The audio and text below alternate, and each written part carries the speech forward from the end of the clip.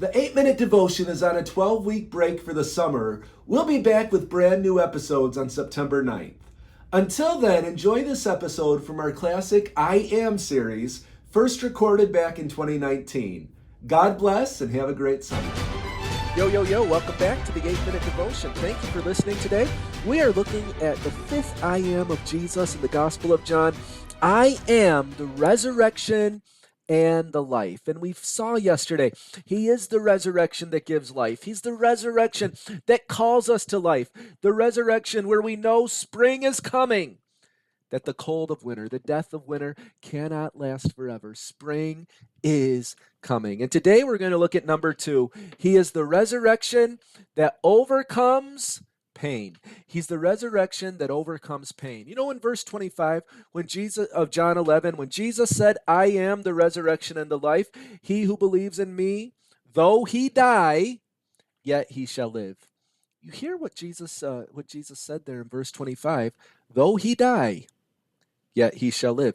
When Jesus declares himself as the resurrection and the life, he does acknowledge that things do die. He doesn't say that those who follow him will never experience death in any sense at all. He acknowledges that sometimes there is pain, sometimes there is disappointment, sometimes things do die, seemingly die or momentarily die.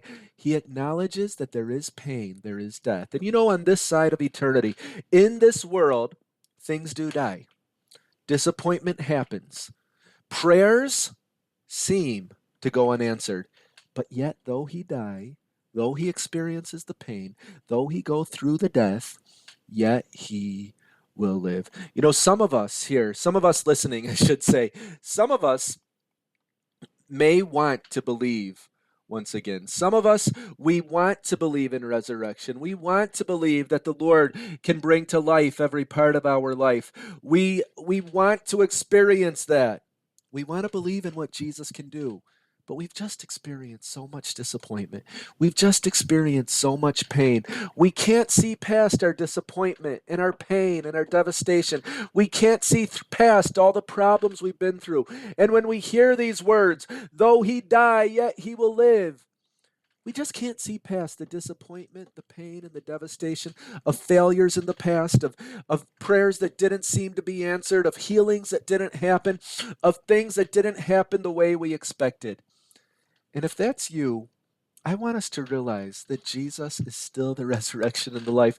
And if we will believe, he will still overcome our pain. He'll overcome our disappointment. He will give us an opportunity to rise above those feelings. You know, in the story of Lazarus' resurrection, that this whole I am was given in the context of, there are two figures, Mary and Martha, the sisters of Lazarus, who play into the story. And both of these ladies had great faith in Jesus. Both of them were followers of Jesus. They were among his most ardent followers, along with their brother Lazarus. They knew Jesus. They loved Jesus. They supported Jesus. They loved him. And they knew him. Martha specifically, she knew Jesus. She had seen his miracles. She had heard his teachings. She knew he was the Messiah. And even though Lazarus had died, she still believed that Jesus was the Messiah. But she was still caught up in her pain. You see, what happens is that Jesus comes, he speaks to Martha, he speaks to Mary, he tells Martha, Lazarus will live again. She says, I know he'll live again on the great day. Let's look at that tomorrow. But Jesus said, no, I'm talking about now. I am the resurrection and the life. And then Jesus says, roll away the stone. Let's read it. John 11, verse 39. Jesus has already declared himself as the resurrection and the life. He's already tried to help Martha see what he's about to do. And this happens in John 11 and verse 39. Jesus said, take away the stone. Martha, the sister of the dead man, said to him, Lord, by this time there will be an odor, for he has been dead 4 days. You see, Jesus is telling Martha about resurrection. He's trying to help her see, I'm about to raise your brother from the dead. And then he says, okay, now's the time. Take away the stone. Roll away the stone. But Martha is so caught up in the pain. She's so caught up in the disappointment. All she can think about is the problem and the death and the stink. And she says, Lord, his body stinks. Lazarus's body stinks. We can't roll away the stone, Lord.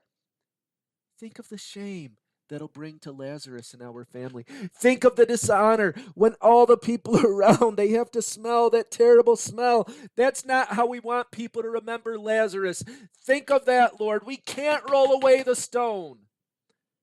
Even though Jesus said it's time to roll it away. You see, Martha, she believed in Jesus. She had faith, but she wanted to allow her pain and her loss to stay where it was. She wanted to keep it festering in a quiet and a hidden place. She didn't want to expose it to the Lord. She didn't want to expose it to others. She had reached a point where even though she loved the Lord, she no longer could believe the Lord to transform her pain, her suffering into life. So she wanted to keep it hidden where it was. But friends, before the Lord can resurrect us out of our pain and death, we have to confess and acknowledge it.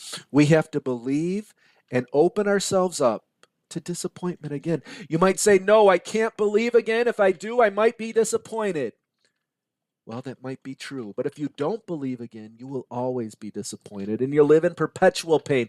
You'll live in perpetual loss. It's better to open our hearts and believe and see what the Lord will do than just to keep in our pain and our suffering. It's better to open our hearts once again. You see, if we hide our hearts from disappointment and pain, we'll never experience love. We'll never experience resurrection. We have to learn to allow the Lord to overcome our pain. He is the resurrection and the life. But we have to roll away that stone. We have to say, Lord, I'm exposing myself to you. I'm exposing my pain. I'm exposing my sufferings. Lord, I'm not going to keep it hidden. You see, you can't hide the stink if you want to see the resurrection and the true life.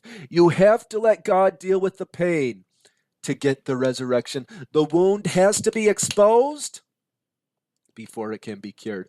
And I encourage you, friends, he is the resurrection that overcomes pain, disappointment, death. If you will allow the Lord to go in, to do the surgery, to cut away what's dead, he will turn it into life. Before the lowly caterpillar can become a beautiful, beautiful butterfly, it has to go through the cocoon. It has to go through the darkness. It can't just hide it all away and ignore that process. But by going through the pain, the death of the cocoon, it opens the door for the caterpillar's transformation into the beautiful butterfly. It's the same for us. Jesus is resurrection and life. Don't keep your pain and your disappointment hidden. Let the Lord see it. Allow yourself to believe again. Allow yourself to put your eyes on Jesus again, and he will bring resurrection. Don't stay hidden, friends. Believe once again. The Lord is going to do great things in your life. He is the resurrection and the life. As we'll see again tomorrow on the 8-Minute Devotion. Thank you for listening to the 8-Minute Devotion. We trust you've been encouraged and blessed today. Please subscribe to the podcast on iTunes or by visiting the8minutedevotion.podbean.com. For questions or comments, please email us at the8minutedevotion@gmail.com or visit our Facebook page. We would love to hear from you.